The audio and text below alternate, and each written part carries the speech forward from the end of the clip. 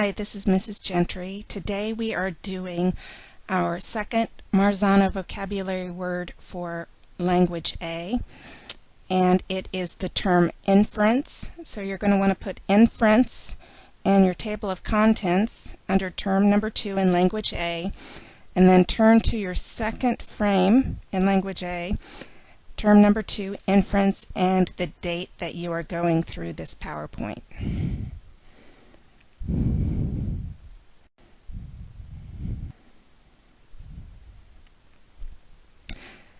So in the area where you describe, I want you to take 2 minutes, just pause this recording, take a couple of minutes and write what your understanding of the word is.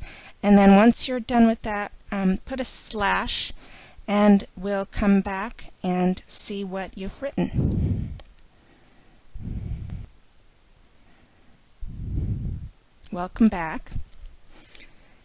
A lot of students really had a grasp on the word inference, the term inference, when we were doing our descriptions in the class. And they understood that it was a piecing together of information, putting together their own information from what the author has given us in order to form a complete picture. The term that they didn't really have was comprehension strategy. So I'm going to read to you my teacher's definition of inference. It is a comprehension strategy readers use to create meaning by piecing together clues the author gives in the text, plus the reader's own personal background knowledge. So you're using what the author has told you, and sometimes what the author has not told you. You're using your own knowledge and you're putting together information in your head that you need to understand the text. Some related terms: strategy, comprehension, and it even goes back to our first term, textual evidence, and background knowledge, common knowledge that you would need to make sense of what the author isn't telling you, what the author is not telling you, in order to make sense of what you need to know to understand the text. The next step, of course, is your graphic element, and again, it's your personal choice. You can put a symbol, some kind of drawing or other graphic. You can use color if you want, or just a simple pencil sketch is up to you. One thing that comes to my mind is the fact that it is a kind of a puzzle when you're putting together information that the author has not given you and what he has given you or she has given you, plus using your own noodle, your own noggin, figuring out what you need to know to comprehend the text. Perhaps a puzzle piece or a jigsaw puzzle. Something like that that helps you make sense of the term inference in a visual way. In giving you more information, so this is in the right-hand section of that frame, more information. You're filling gaps left by the author. Authors don't tell you everything you need to know.